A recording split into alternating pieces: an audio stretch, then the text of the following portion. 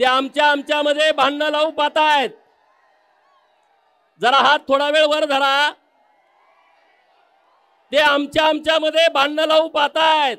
ते म्हणजे 346 जातीचा एकटाच नेता कसा? अरे बाबांनो, आमच्या सगळ्यांचं ठरलंय, आमचा नेता एकच आहे, माननीय छगन भुजबळ। कुणाची काय अडचण आहे का?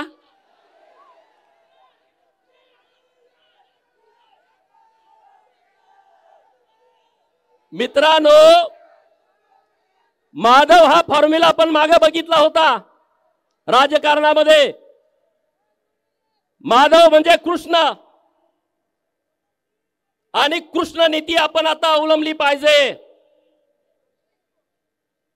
सगळ्यांनीच लढायची आवश्यकता नाही,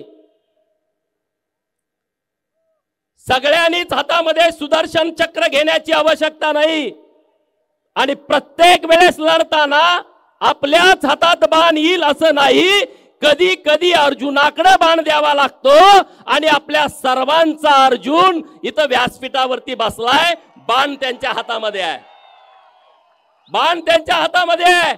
आपण सगळे सैन्याच्या भूमिकेत आहोत, कार्यकर्त्याच्या भूमिकेत आहोत। तिकडच्या